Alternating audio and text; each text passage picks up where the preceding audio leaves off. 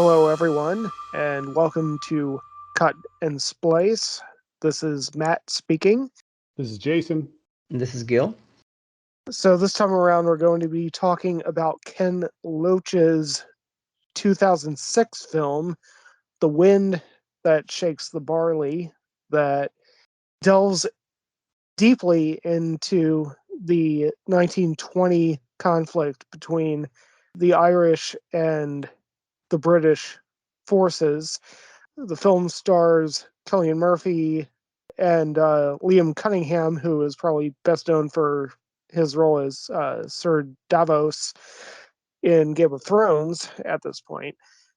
I threw this movie out there as something to discuss for a few reasons. One, well, first and foremost, I really enjoy the movie, but it's also a movie that deals very deliberately with an intersection of political and ideological beliefs between two brothers and how that comes to I don't think this is a spoiler, a tragic end, and does it in a very elegant way.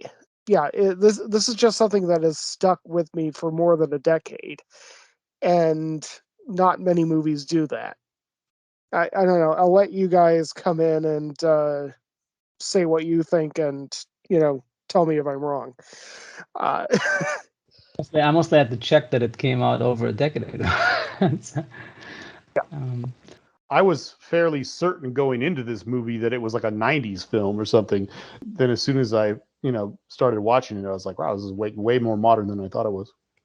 yeah, and I recently listened to a podcast that Roger Deakins with Ken Loach and Barry something, the cinematographer. Barry Ackroyd. Yeah, so it's a good. Right after watching the movie, I listened to the podcast. So it was just interesting because they talked about that movie specifically at some point.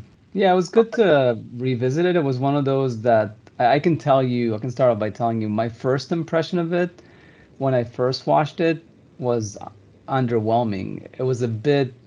When did you first watch it? I think close to when it came out because everybody made a fuss about it. There was a really good movie, and I think I watched it around 2007, 2008. I can only guess. This was like back in film school, and I don't know. It was one of those that just a bit too slow for me.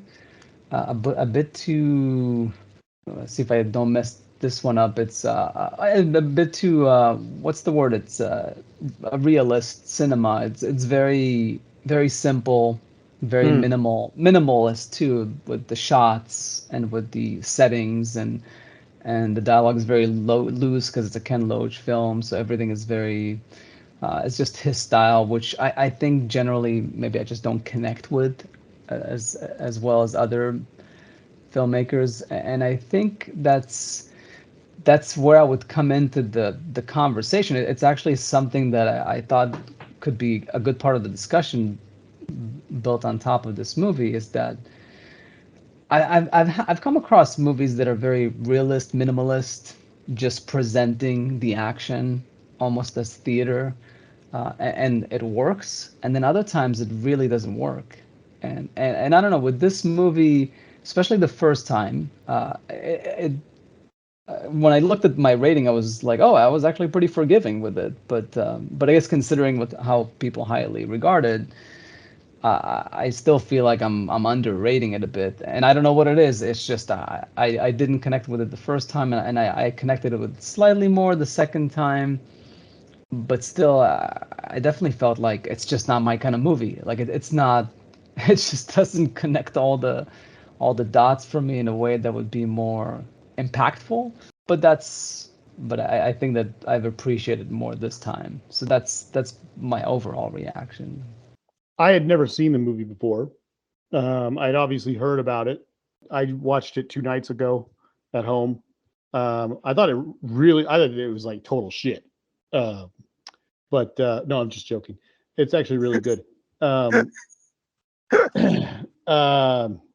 yeah, I think within the first by the time the opening kind of incident happens where the British soldiers come and like start messing with the civilians right before Cillian Murphy's about to go off to leave town and get out of his little small town life and whatever.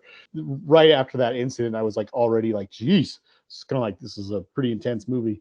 And yeah, it's pretty good. It's like right in the middle of Cillian Murphy's big like explosion, you know, from like 2002 to 2008 or whatever it was, 2009, whenever he made like seven movies or something that were all like really good. But I don't know. I found it very interesting because I thought, you know, my big takeaway was just like this is really a movie that really shows the horrors that these people were going through and really justifies the action that these like freedom fighters are taking. And it's just interesting watching it the entire time, knowing full well the history that, you know, the IRA, regardless of how it all started, you know, within, I don't even know, maybe what, 10, 20, 30 years from the point of this movie would eventually transition to practically, you know, full on terrorists at some point. And it's just I don't know, it's very interesting.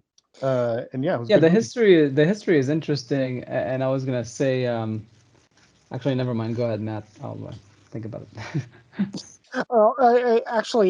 Well, yeah, I think that it's interesting, and it is also interesting to just kind of note that for me, this is kind of like a fairly recent I Am Cuba for me, in that I love the movie, but I mean, if I were to sit down with Ken Loach and just talk politics for an hour, I doubt we would agree on anything.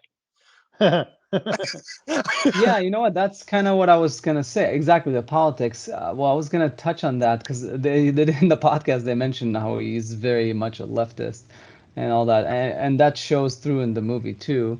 But generally, I just thought that, you know, what they lost me a bit is when they did get into the politics. It got interesting because there's a whole conflict between the different factions, but I don't know, politics. It kind of took me back to the prequels, the Star Wars prequels.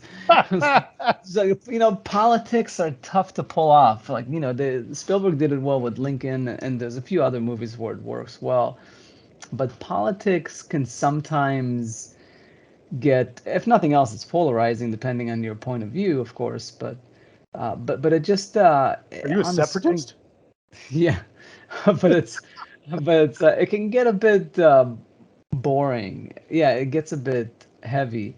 So, but yeah, if you're a student of history and you're curious, the best thing about the movie for me was I was curious to know, once I realized what's going on, and I didn't even remember it from the first time watching it, but once I realized it was like I knew it was something about the IRA, but I didn't know about the thing where the faction split, and so the whole thing got very interesting historically. But I feel like, as far as recommending this movie to other people, I'm not sure that I could recommend it to someone who's not interested in the history or not into realist films, because it might be a bit of a bore for some people, and maybe a bit also too strong with the violence and stuff, as far as just recommendations are concerned. Jason, did you want to chime in? No, I mean, I see what he's saying. It is in a visceral sense, it is a violent film for sure, and the stuff that happens has a lot of like, what's the word? A lot of weight to it. Doesn't have anything to do with my recommendation of the movie or anything, especially the very end and everything. I don't know. On IMDb, I'm seeing it says not rated. I don't know what this thing was rated or if it was never rated. Well, I mean, it I has was to be. expecting a hell of a lot more blood. Yeah, actually, the funny thing is, I saw the movie for the first time in theaters, and then I took a few years off before I rewatched it. And honestly, I remembered it as like a PG movie. Yeah. I just didn't really remember the violence. I didn't remember the profanity. I didn't remember all that stuff. I just remembered the story and the cinematography and the acting and all that stuff. The violence just kind of missed me the first time around, and then upon rewatching, I mean, there are a few scenes that are kind of brutal, but you also have a few scenes where people are getting shot, and I don't even think they use squibs. Exactly. Yeah, I was gonna say there's scenes where people are not only getting shot, they're getting shot like 6 times. Like Yeah. some of them. And there's no squibs at all. Yeah. So yeah, I didn't find it to be particularly brutal in that sense. I mean, at least not in a gratuitous sense. No, certainly not. What I will say is that upon rewatch, it actually had more emotional impact on me than I had in the theater. Like, Yeah. So I mean, what was your rating? I think you mentioned that it was pretty high. I'm just going to say 9 out of 10. Okay. Yeah, it's not perfect, but it gets better every time I see it. Cool. What about you, Jason? Oh, I'd say like a really strong 7, like maybe 7.5, something like that. I really, just to kind of reiterate, I did really like it a lot. I think I'd recommend it to someone as a very good movie if they were telling me that they were interested in this kind of a movie, but particularly if I knew they were like into more of a historical drama type of thing that's going to delve into the very like emotional aspects of the situation in that way. Because if you're looking for a similar movie, there's definitely a lot more stuff that involve a ragtag band of people fighting for what's morally right against a superior military force, like Robin Hood, Prince of Thieves, and like Star Wars, and That's a much easier watch. Yeah, for sure. yeah. Well, and Braveheart and stuff like that, where Star not just Wars. not just an easier watch, but also like again, I can't stress this enough. Everything in this movie is definitely more than adequate. It's very good. It's just if I'm comparing it to some of the greatest movies I've ever seen, I feel like the relationship that William Wallace has with his wife is a little more impacting than like what he goes through with Sinead, and stuff like that. But again, nothing against the movie. It's still very good. They're just very different kinds of movies, is what I guess what I'm saying. So I would heavily recommend it to someone if I felt like this is the kind of movie they were looking for. And if they're looking for something that's a little less historic and a little more escapist, I would definitely recommend 5 or 6 other movies that are similar to it. Yeah, and that kind of goes into the, but maybe I can hold off on this and wait till the second half as far as the analysis of this. But yeah, my rating is also a 7, and it was a 7 back then too. And I thought, oh wow, I should have rated it 6 back then, and maybe 7 now. But I think me and Jason are in the same place that it's a good movie. To me, 7 is still considered a good movie. It's just that it's not outstanding, at least from my perspective. And that's why, yes, I would only recommend it to someone who was looking for that specific type of thing. It's not a movie where like, oh my God, no matter whatever movies you like, if you watch this, it's gonna blow your mind. It's just a very specific style. It's a very specific story, specific politics. There's a lot of specificity, which is good in movies, and it's good to have a point of view. But whether or not it connects with more people, that's just the wind that shakes the barley. To illustrate what we're saying, I think anyway, definitely what I'm saying, I think what Gil's saying, it's a very good movie. But like what Gil said, something that like it doesn't matter what kind of a person you are, you'll like a movie that's like so good. A similar movie that I think anybody could watch and walk away like totally life changed would be like Lawrence of Arabia. You know, again, band of people fighting against a superior force and so on and so forth. It's like the British, I think, actually.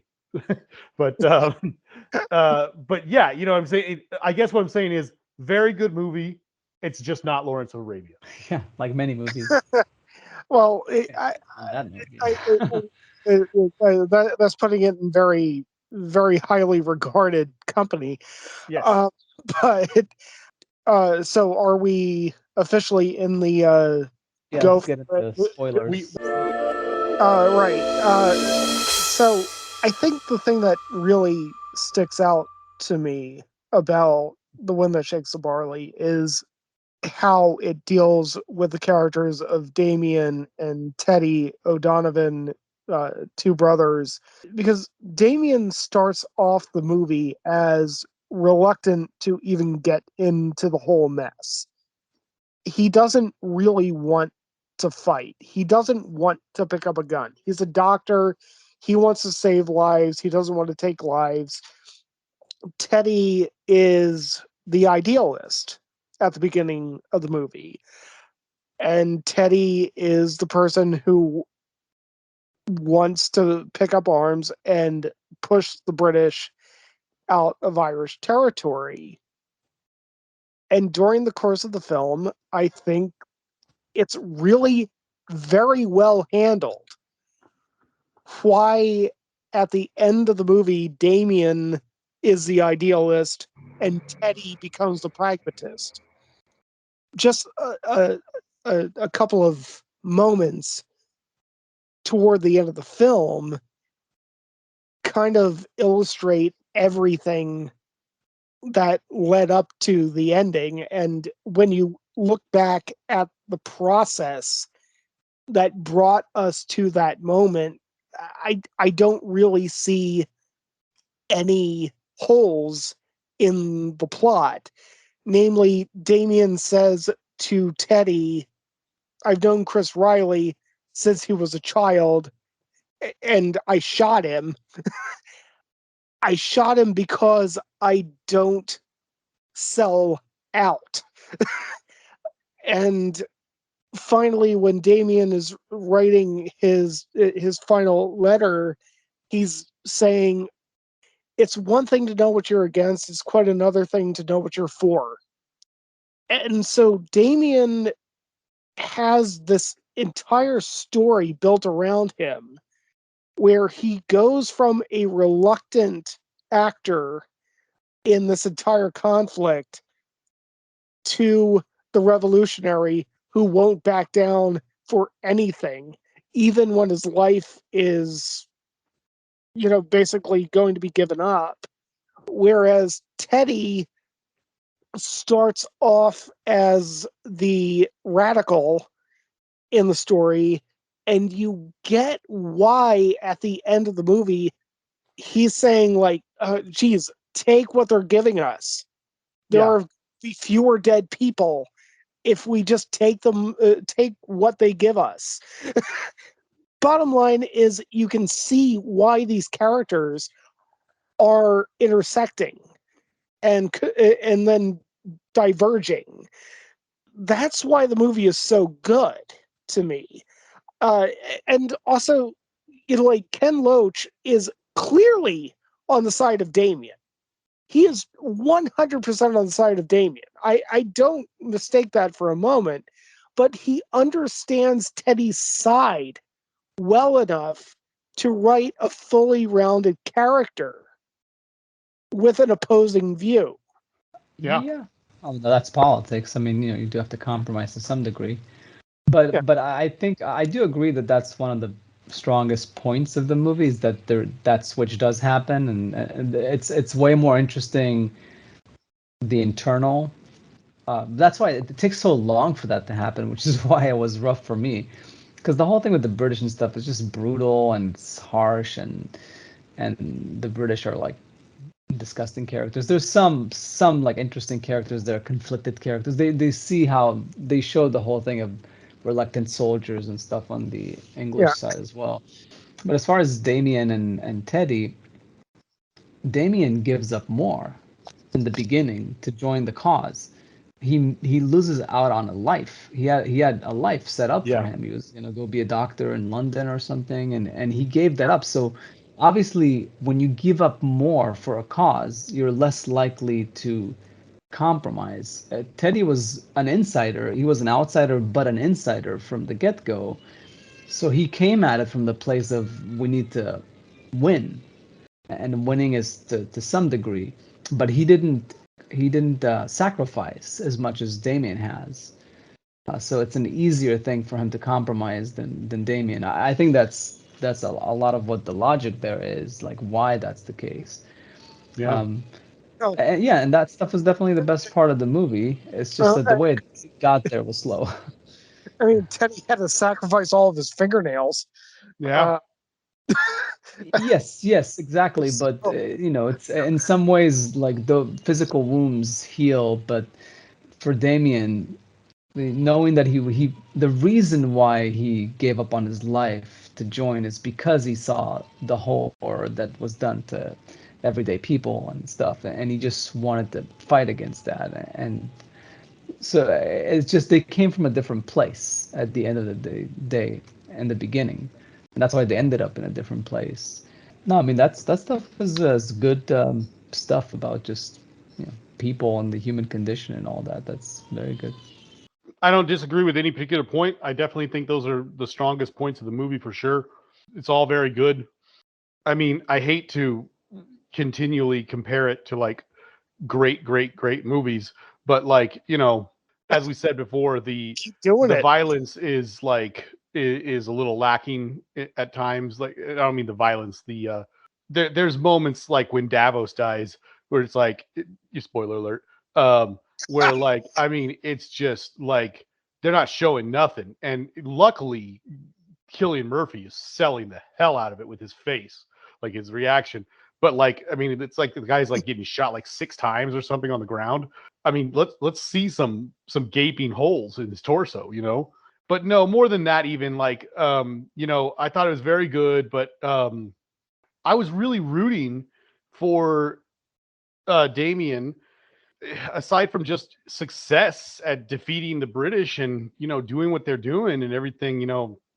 I wanted his relationship to work out well, and I guess it kind of did. But I mean, we barely get that little scene after the British chop her hair off. I mean, I thought he was gonna go take Sinead O'Connor out into like the water, like William Wallace, and just like get it on. I thought we'd get at least some like side boob or something, and you know, but and I mean, it was good. It could have been better, but it was very very good. Definitely not that kind of movie.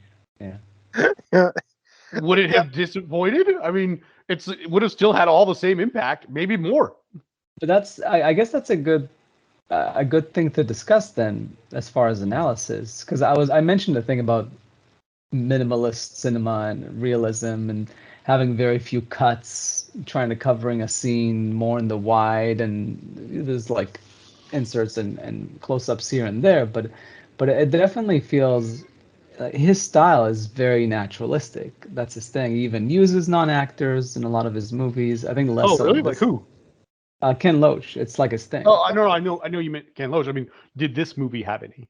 No, Some, actually, some a lot of the actors playing British soldiers were actually British soldiers. They didn't actually cast actors; they just cast British soldiers. Huh? So, yeah, Yeah, so there's always like some segment of the cast with him that's Interesting. that's like yeah, exactly, not non-professional actors, because he likes the feel that they bring, the naturalistic, the not very pro approach to being aware of the camera and acting. He likes that natural disposition of people. He's a people person. But and there's been movies over the years. There's one Israeli movie that I really liked that had a similar approach. But I think ultimately, plot and themes are really what can make or break a movie that goes that realistic approach. Remember that movie with Billy Bob Thornton, the one Blade? What's Monsters Ball? Sling no Blade. Sling Blade? Oh yes, Sling Blade. Yeah, I remember that French movie fried was all. potatoes. Yeah, I remember that movie also being very minimalistly Very. done, and it works. I think I might even like it better than.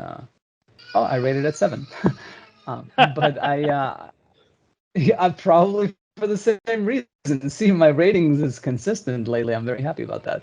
But it's a really good story and the acting is magnificent. But come on, can I get a cut here or there, or can we move the camera like slightly more? It's just it just feels like it's cinema. Kubrick said we're not taking a photograph of reality. We're taking a photograph of reality. We're Yeah. dramatizing reality. It's not a documentary. And I know that neither of these movies is a documentary and doesn't feel that way, but it just doesn't heighten the drama as much as most movies do, and it's just a very specific type of movie, and it kind of works for what it is. It's just that it's, I guess, in my specific case, not my favorite type of movies. And yeah, I'm a big Bergman fan, and Bergman, some of his movies, they're very, very dramatized, and the shot making is crazy, but some of his movies very naturalistic stuff, like scenes from a Yeah. marriage and some of those other ones. It doesn't go too far with the images. Not all of them have a bunch of weird flashbacks and dream Yeah. sequences. Some of them are very, very simplistic, but the language, the dramatization, all that stuff is just. You're watching a movie. You're not watching life. You're watching a very specific story about very specific characters, and it's just a certain style that just works for some and doesn't work for others.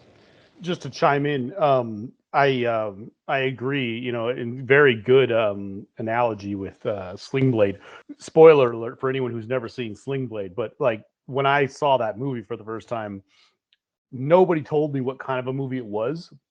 Some friend from school, this would have been like probably junior high or something.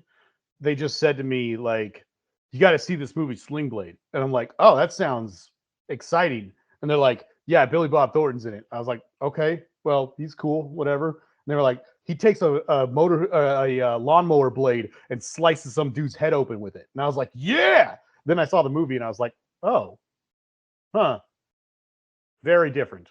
Yeah, Yeah, and one thing I'll say about Sling Blade, sorry, Matt, just before I forget. go ahead. Yeah, so Sling Blade famously, because we watched it, I think, in film school, if I'm not mistaken, but I think we saw the short that came before the feature, I and didn't, but you may have. but I remember we made a comparison there that the short it's 25 minutes and there's so much cinema stuffed into it. It's so highly dramatized. The mood, the shots, the movement, it's really just the complete opposite of the feature film where there's almost none of that and it's all very very quiet, very wide shots, barely any close up, barely any camera movement. Very different style. And obviously, I like the short better because it set a mood. It made me feel something.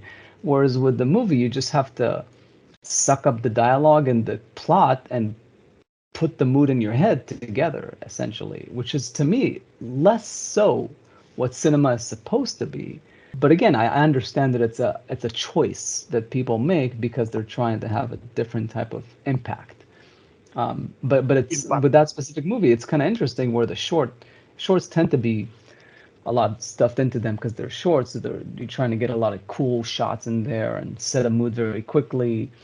But yeah, that's the exact same movie, like same characters, not the whole plot, but you kind of see how it's two different approaches that work very differently for some. Yeah. It's kind of funny because it kind of delves back into everything that Marshall McLuhan was always saying about hot media and cold media. Refresh my memory. Okay, so I think you mentioned that in one of the earlier episodes, yeah, the cold and hot I media think so stuff. too, but I don't remember. yeah, Woody Allen actually had him in Annie Hall. Um, Oh yeah, that guy. Yeah. Marshall McLuhan basically said that there's hot media and there's cold media, and hot media are when basically you're a passive viewer and everything is just kind of washing over you. You're just kind of sitting there taking it in.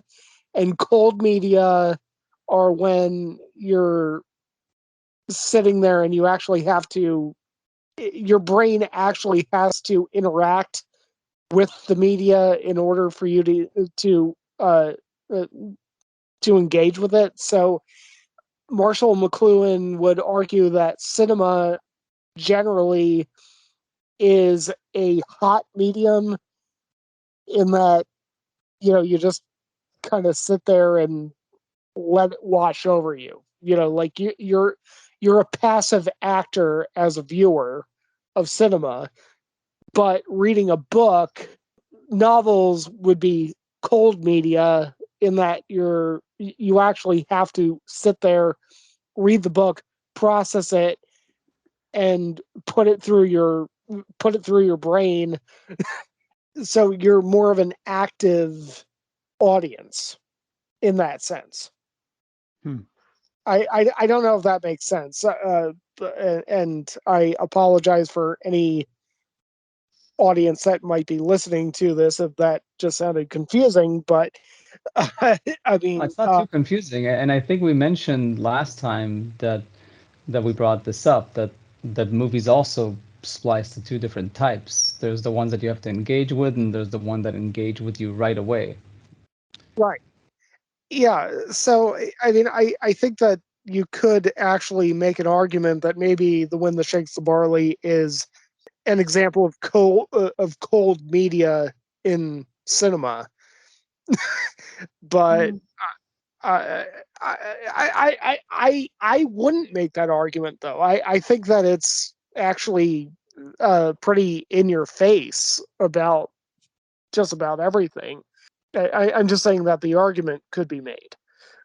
Yes, Yeah. but even within the discussion or argument of cold versus hot type of movie, there's a lot of movies like Ikiru. I think I might have mentioned that last time. Yeah. Ikiru or any Bergman film is very cold media.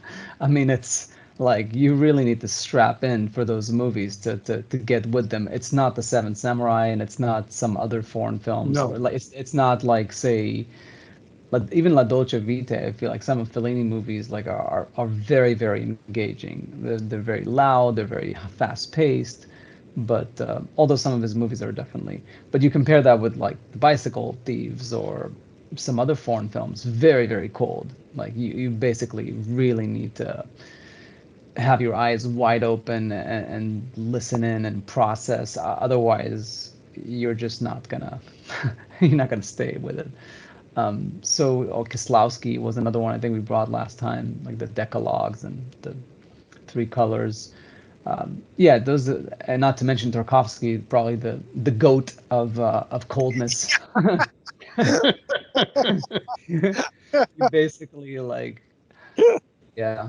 So so yeah, no, it's definitely but Tarkovsky, and especially like Kubrick and some of the other ones like Terrence Malick, they throw some crazy visuals at you and flashbacks and dream sequences and crazy good dialogue sometimes, and it's not The Wind That Shakes the Barley or Sling Blade. It's not realism. It's not minimalism. It's very different, but it's still cold.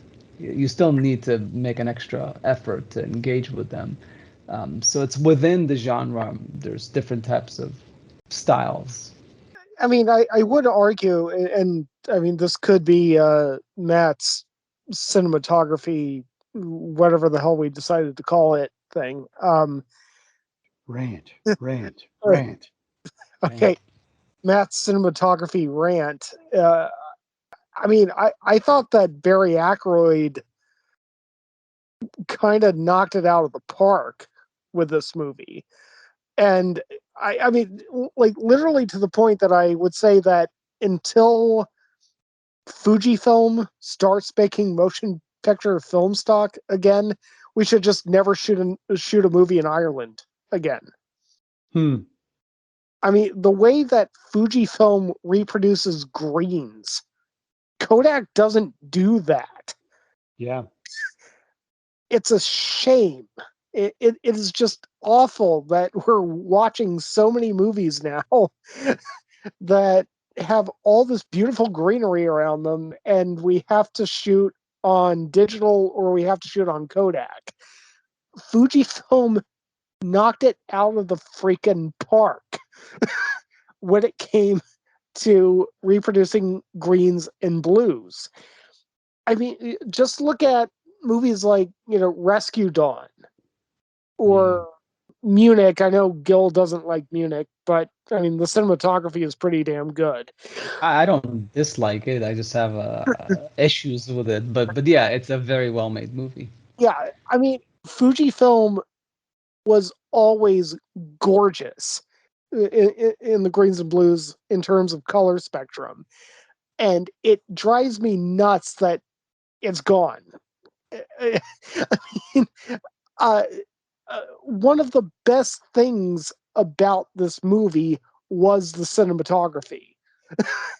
And Yeah. like, this is Barry Ackroyd, who kind of gained a name for himself for, like, the handheld long lens shaky camera stuff, and there's none of that in this movie. He went entirely against the Barry Ackroyd grain. Boy, there are a lot of entendres there, but I mean, he's just good. He does a brilliant job shooting this movie, and most of it is in broad daylight. Most of it is dealing with the natural landscape, and he just knocks it out of the freaking park. It's just great. There are a couple of rack apertures in the movie that stood out to me that probably could have been done better, but for the most part, holy moly, this is a great looking movie.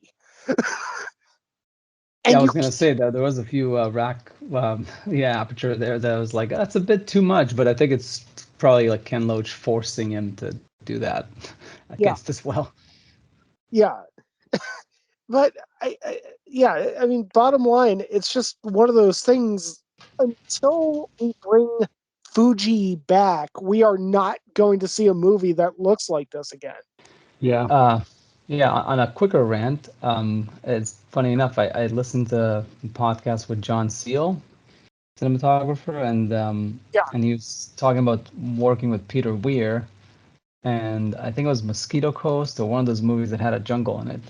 And he said like, I want you to make this jungle look because it's so beautiful. We need to make it look as ugly as possible, like the most uninviting place. And he said like, and we tested all these different stocks and everything, and Kodak looked great, and this looked great, and Fuji looked like crap.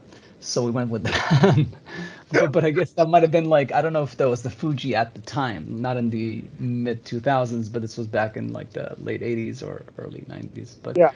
in any case, but in a good way, like it gave the effect that they were looking for. They were like a grimy looking jungle, and that's what they were going for.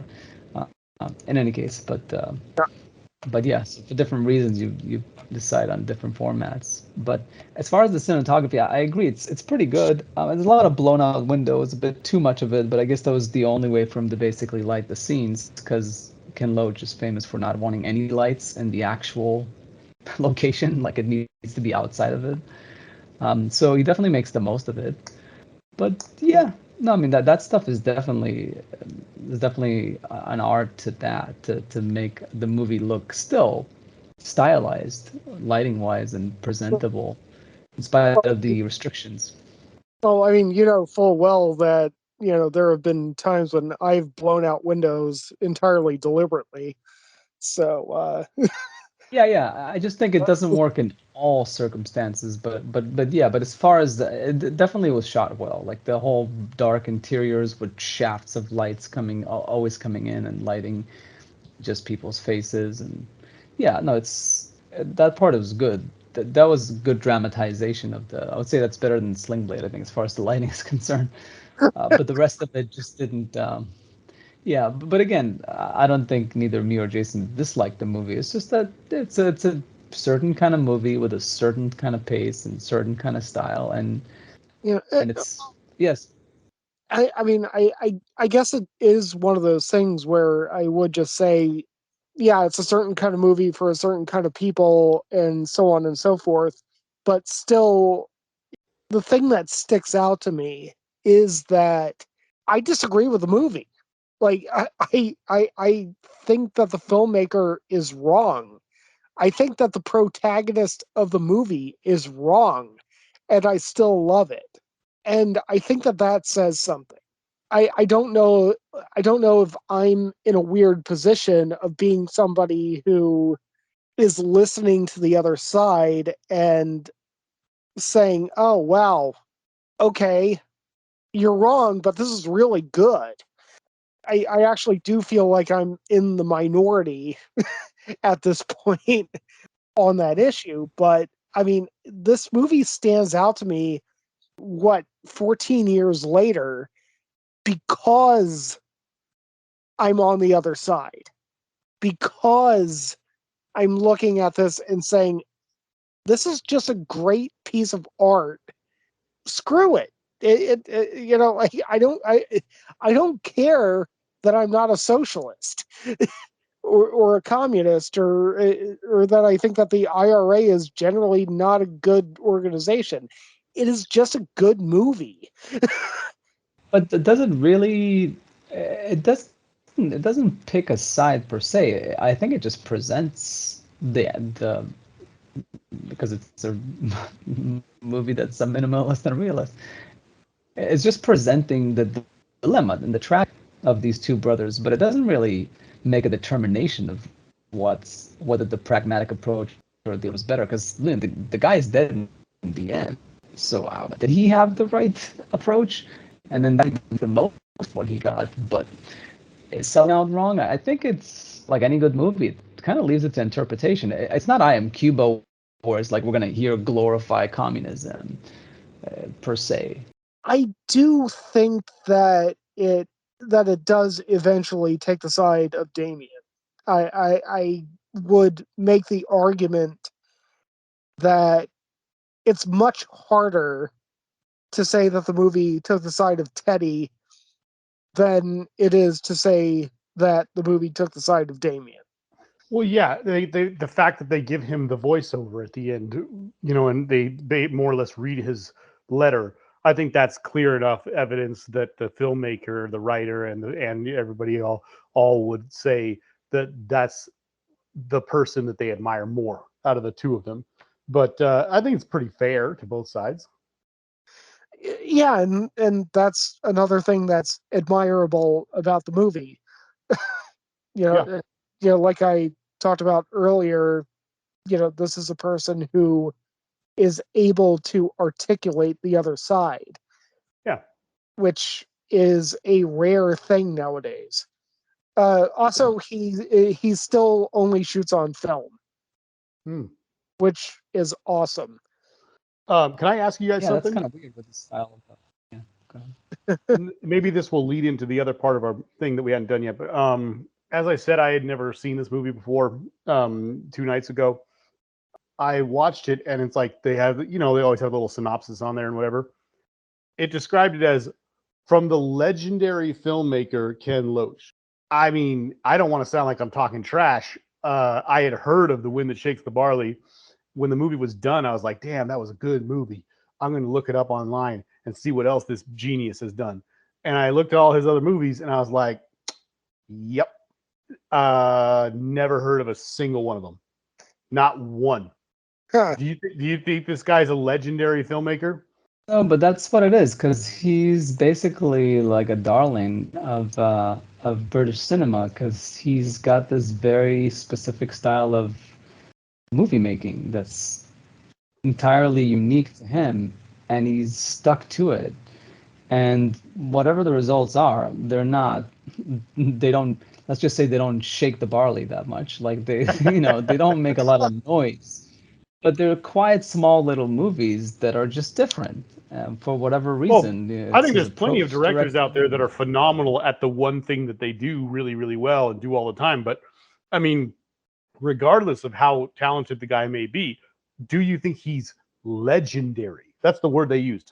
Legendary filmmaker. Well, I think it's a also faction of time because he's been at it since like the 60s. So I think that's why, because he's made it, it's basically like Scorsese, only Scorsese is a much more well known, but he's basically in a way kind of like the Scorsese of British cinema, but not making the same type of movies. Like I I think guess. in England, I think his movies are much more well known. He's kind of like a local hero in a way, Yeah. because he's also stuck to British cinema. He didn't go like Ridley Scott and Yeah. all these other like I that did just notice go that. I Nolan. I noticed that it, like, just from the names alone and everything, that all of his movies are very much movies that are made over there and everything. I don't know. It just, the longevity thing you brought up is an interesting point, but I mean, an indie filmmaker could make a low budget film every single year of their life and have like 60 something movies for 40 years or whatever. That doesn't make them legendary if nobody knows what the hell they are.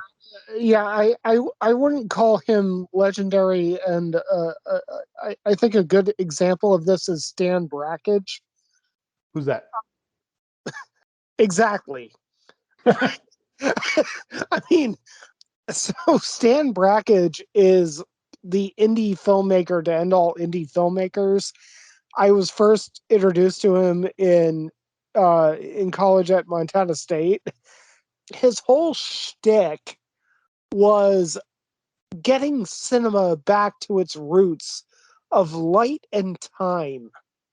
So immediately you know that this guy is a dick. Um,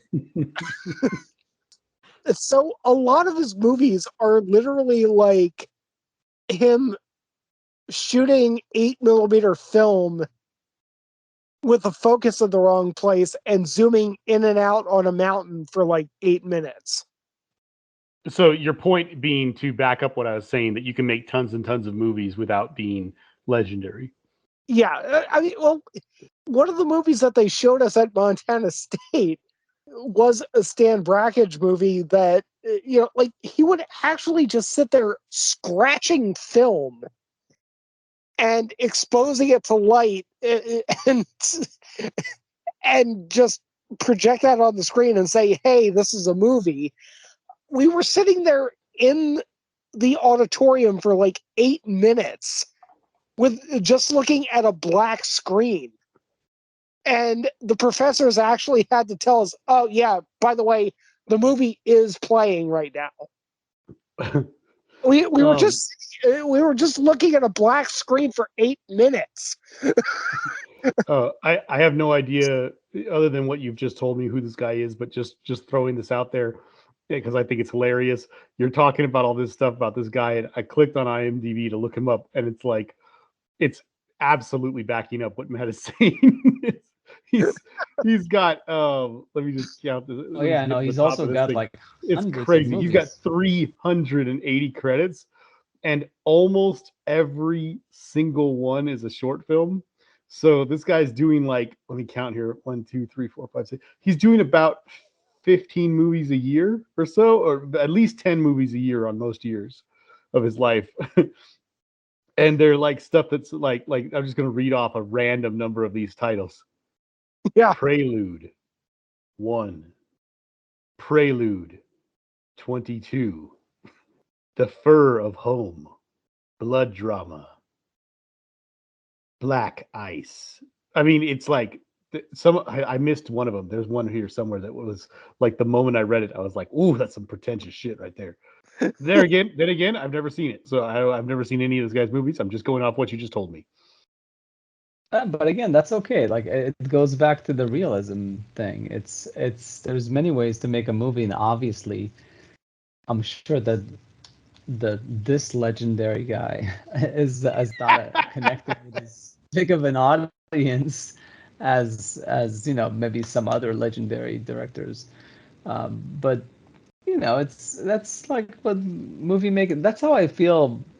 Thinking about myself. Like, am I still a filmmaker? Am I still trying to be a filmmaker? Will I make a movie again? I mean, hopefully I'll shoot a lot of projects in the future because I enjoy doing it. But ultimately, I think you're a filmmaker if you're just doing it, if you're just at it. And hopefully if somebody sees it, whether it's like a few people in a few festivals, or maybe you post it online, or even you get it distributed online nowadays. It seems like shorts have more of a, so, and if it connects with 4 people or 4 million people or 40 million people, then so be it. But that's just yeah, it's Yeah.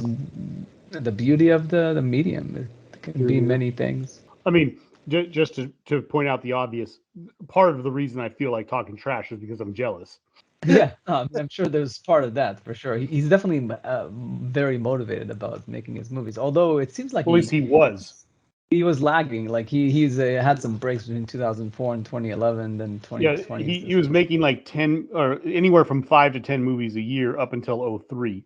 Now he's only made one in 04, one in 2011, and one in 2020. So like 3 movies in the last 17, 18 years.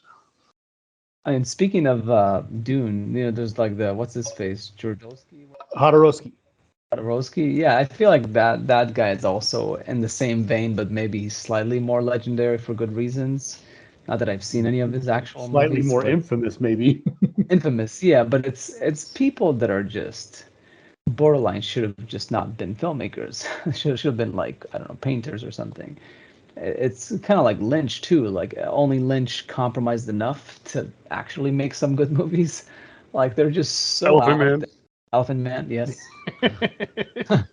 but straight story. But yeah, no, it's good that they're out there. It's like the Terrence Malicks and the Tarkovskys. It's good that those people are out there making weird movies. But obviously, that's not gonna always be a home run. I'm sure even Brakhage had some home runs out of his 380 Maybe. escapades into filmmaking. I Um, sincerely doubt it. Well, you never know. Everybody gets lucky. we usually talk about this towards the end of these things. This is, for me, for obvious reasons, the absolute best and absolute worst movie I've seen of all of his. Where would you guys place it? Oh, for Ken Loach. Yeah. Uh, um, have you seen any of his other movies, Matt? Not many, honestly. I mean, I Daniel Blake was good. Yeah, they bring him up a lot in the Roger Deakins podcast because he's had at least 2 cinematographers, I think, that have worked with him. Yeah, Um, So, and they always talk about his unique approach and stuff, but I was like, oh, I should watch more of his like movies, but no, I think I pretty much haven't seen any of them. So, I guess it is his worst and his best for me as well. I have to plead some ignorance in that. Yeah, I haven't seen a lot of it. They do say that this movie is a departure for him because it is a period drama versus contemporary, which is more of what he tends to do. So Yeah, yeah, and he does British movies, not movies about Ireland. So it's definitely there's a reason why this one stood out more than others, I think. But maybe someday yeah. we'll watch the other ones. All I can say is that I would recommend I Daniel Blake. That was a very good film. I I'm sorry to say that I missed. Sorry, we missed you. Ah, Uh, that's definitely going to be on my queue. Yeah, The Wind That Shakes the Barley is really the only movie of his that ever stood out to me. That and I Daniel Blake, but I mean, yeah, I mean Ken Loach is not somebody who, the new Ken Loach film is coming out. I'm going to run out to the movies to see it. I mean, that's just not where I am. can I admit a moment of humorous ignorance on my part? Sure. You mentioned about, I don't know, during your little rant and everything about Barry Ackroyd, Yeah, and you mentioned how this movie is so beautiful, but really more than anything, it's like a big departure from what he's known for. And you were like saying, what you said, that he was, shaky, handheld, long lens, all that stuff. And in my head, I just kind of laughed as you were, because I didn't want to interrupt you. And I was like, what's he work with Paul Greengrass a lot? And then I clicked on his IMDb page, and I was like, Yep. "Oh yeah, he does like all of his movies practically." Yeah. Yep.